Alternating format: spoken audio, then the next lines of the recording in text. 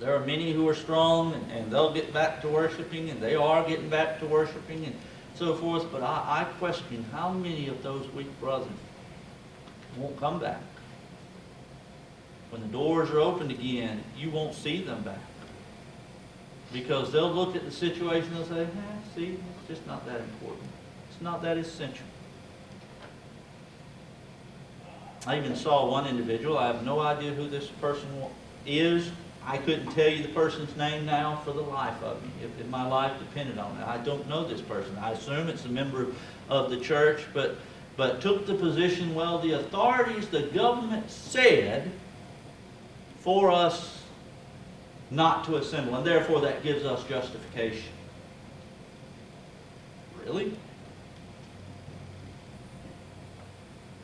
What if they said we could never assemble? And in fact, I pointed that out to this individual, and the person said, then we don't assemble. Now, admittedly, not all brethren take that position. But understand, there's the thought. There have been governments, I think it was down, I mentioned this before, I think it was down in Tennessee, where the government started trying to say, well, okay, we're going to open up and allow churches to meet, but you can't partake of the Lord's Supper. Because that then, potentially passes around germs and so forth, so you can't take of the Lord's Supper.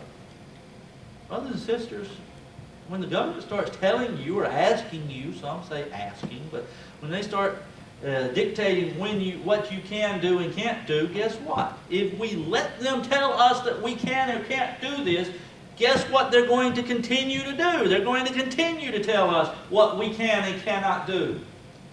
And it wasn't just a few months ago that some of these same brethren were saying, well, can't let them do that. Can't let them tell us what we can and can't preach. Can't let us tell us what... And then all of a sudden this pandemic comes along, and suddenly the government said so.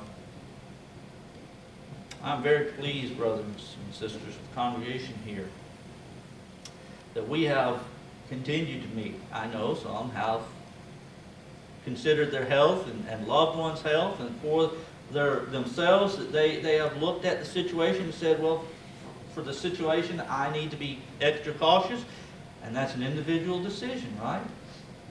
But the church has continued to open the doors and continue to meet. And again, I promise to you, I don't care if there's 2 feet of snow, I may not make it, but if somebody's here, we can have services, and if I may be the only one here, but if I can get here, I'm going to be here and worship the Lord. Worship is essential, brothers and sisters, and we need to understand that. This morning, if you're here, if you look at the lesson or whatever the case may be, and maybe some sin in your life, and you say, I know, again, it may be related to the lesson, it may be related to something else. If you look and you're a Christian and you say, I haven't been what I need to be, I've stumbled, I've fallen, I've sinned, the Lord tells us that if we're faithful to confess our faults, He's faithful to forgive us. And I would encourage you to do so. Or maybe you're here and you're not a Christian. Maybe you've never obeyed the gospel. Looking around, I'm not sure there's anybody here that hasn't obeyed the gospel, but if you look and you say, I haven't, and you need to, the Bible tells us plainly what we must do. We must hear the word, believe that Jesus Christ is the Son of God, repent of one's sins, confess Him to be the Son of God, and be baptized, immersed in water for the remission of one's sins. If you're here and have need, we encourage you, please, that you come while we stand, while we sing. I've wandered far.